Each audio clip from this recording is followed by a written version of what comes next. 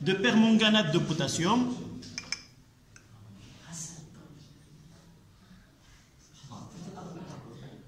J'ajouterai de permanganate de potassium.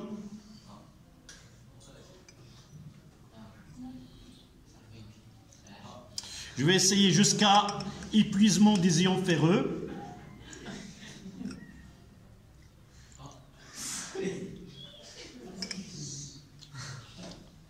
L'étonnement, elle a passé avec l'expérience d'avant. Voilà. Donc là, on est sûr qu'on a toutes les ions Fe2+, espérons-le, est épuisé et je dois ajouter de la soude. Voilà. Qu'est-ce qu'on obtient? Coloration de la roue. C'est une coloration qui met en évidence la présence des ions Fe3+. Donc, avant la réaction, nous avons une coloration qui est verte, ce sont les ions ferreux, et là, ce sont les ions ferriques, Fe3+. Donc, la réaction entre le permanganate de potassium et les ions ferreux donne Fe3+, et les ions Mn2+, qui sont des ions incolores, et ne réagissent pas avec la soude. Ils ne réagissent pas avec la soude. Donc, on n'aura pas de...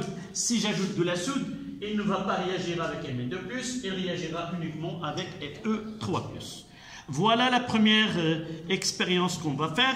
La deuxième, c'est le même, sauf ici, on utilise le bichromate de potassium. Cr2, O7,2-, avec Fe2+. D'accord? Et dans ce cas-là, je mettrai des ions ferreux.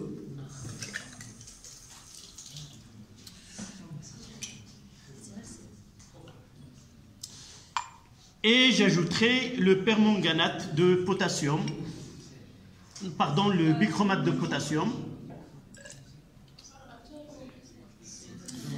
Donc je dois ajouter un peu de la solution.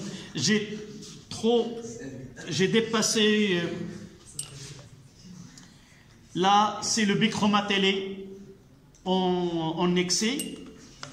Donc j'ajoute, je peux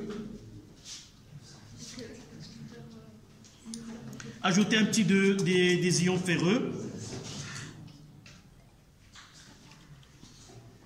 Là.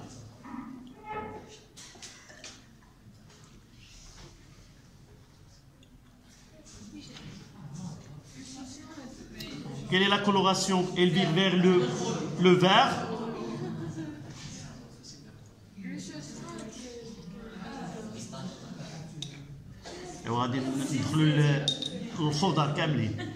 Coloration verte. Donc cette coloration, c'est la suite de la réaction de bichromate de potassium avec la solution de fer 2. Et je vais essayer de mettre en évidence la présence de ions qui sont formés là.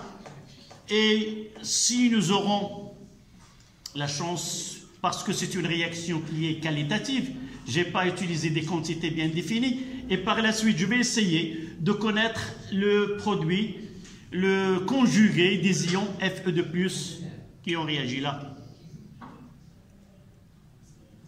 Qu'est-ce que vous observez? Quelle est la coloration obtenue? C'est la même. C'est la même que celle-là. Oui, c'est la coloration. Oui, c'est la même. Les ions Fe3+.